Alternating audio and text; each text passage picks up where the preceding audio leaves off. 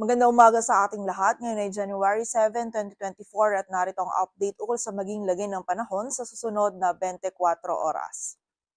Patuloy pa rin umiiral ang shear line dito sa may silangang bahagi ng Southern Luzon at Eastern Visayas kung saan ngayong araw ay magdadala pa rin nito ng mga pag-ulan dito sa bahagi ng Bicol Region maging sa ilang bahagi pa ng Eastern Visayas. Samantala, ang northeast monsoon o amihan naman ay patuloy pa rin nakakaapekto sa nalalabing bahagi ng Luzon kung saan magdadala pa rin ito ng mga isolated na mga may hinang pagulan or pag-ambon, lalong-lalo na yan dito sa area ng Northern Luzon. At ngayong araw din po, ang easterlies naman ay magdudulot din ng mga pag-ulan or mataas na tsansa ng mga pag-ulan, pagkidlat at pagkulog, lalong-lalo na yan dito sa may silangang bahagi ng Mindanao at ilang bahagi pa ng Eastern Visayas. At sa kasalukuyan, ay wala tayong minomonitor or namamataan na sama ng panahon na maaari makaapekto dito sa ating bansa.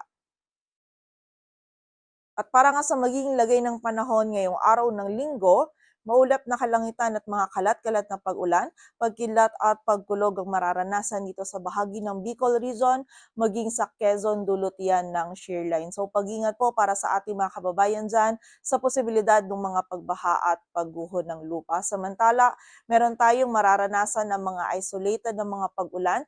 Dito naman sa bahagi ng Mimaropa, dulot yan ng mga localized thunderstorms. At dito sa Metro Manila maging sa nalalabing bahagi pa ng Luzon ay magiging bahagyang maulap hanggang sa maulap yung ating kalangitan at meron tayong mga tsansa lamang ng mga isolated na mga may hinang pagulan or pag-ambon na dulot ng amihan.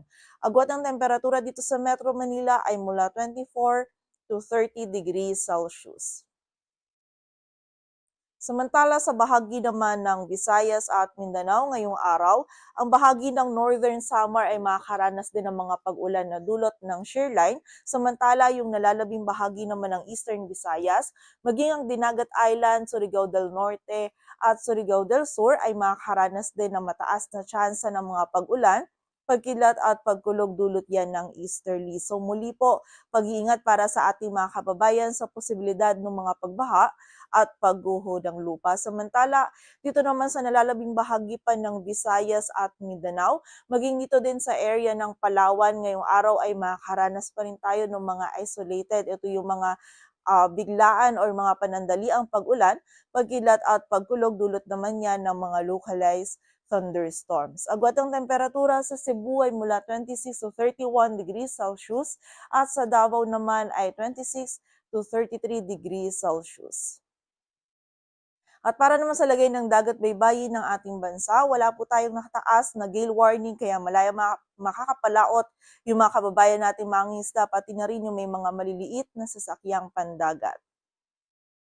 At para naman sa 3-day outlook ng mga key cities ng ating bansa, in the next 3 days, bukas yan ng Lunes hanggang sa Miyerkules, ang bahagi ng Metro Manila ay patuloy po makakaranas ng generally fair weather condition.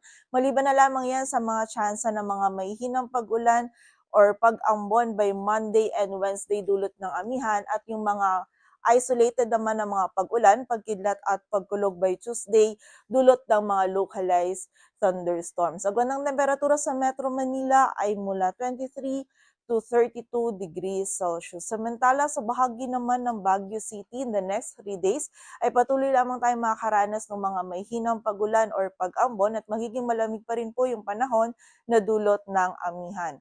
Agwat ng temperatura sa Baguio City ay mula 15 to 25 degrees Celsius. Samantala, sa bahagi naman ng Legazpi City, bukas ng Lunes dulot pa rin mo ng shear line ay patuloy pa rin makakaranas na mataas na tsansa ng mga pag-ulan, pagkilat at pagkulog. Ngunit by Tuesday at Wednesday ay mababawasan na po yung mga pag-ulan nito, ngunit meron pa rin tayong tsansa ng mga isolated na mga pag-ulan, pagkilat at pagkulog dulot yan ng mga localized thunderstorms. Agwat ng temperatura sa Legazpi City ay mula 25 to 31 degrees Celsius.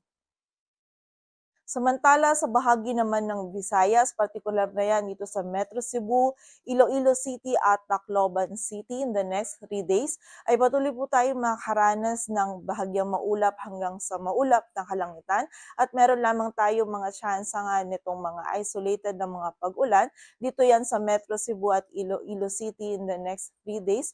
Dulot yan ng mga localized thunderstorm. Samantala sa bahagi naman ng Tacloban City, bukas ay makakaranas pa rin tayo ng mga pag-ulan. Mga kalat-kalat na pag-ulan, pagkilat at pagkulog, dulot pa rin po yan ng easterly. So pag-ingat po para sa ating mga kababayan sa posibilidad ng mga pagbaha at pagguho ng lupa. But by Tuesday and Wednesday naman dito sa area ng Tacloban City ay mababawasan na yung mga pag-ulan na ating mararanasan.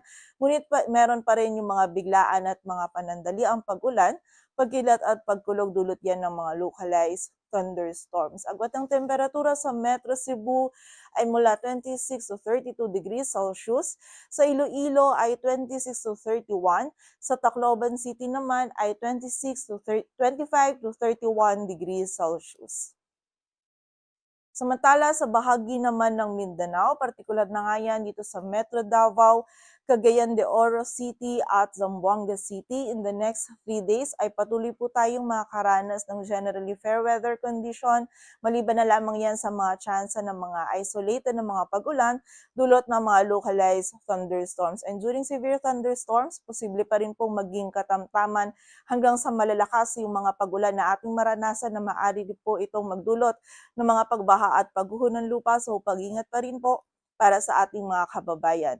Agwat ng temperatura sa Metro Davao ay mula 26 to 33 degrees Celsius. Sa Cagayan de Oro ay 25 to 31. At sa Zamboanga City naman ay 24 to 35 degrees Celsius. Dito sa Metro Manila, ang araw ay sisikat mamayang 6:23 ng umaga at lulubog mamayang 5:41 ng hapon. Patuloy tayong magantabay sa updates na ipapalabas ng Pag-asa at para sa mas kumpletong impormasyon, bisitahin ang aming website pag-asa.dost.gov.ph. At yan po muna ang latest dito sa Weather Forecasting Center ng Pag-asa. Grace Castañeda, magandang umaga po.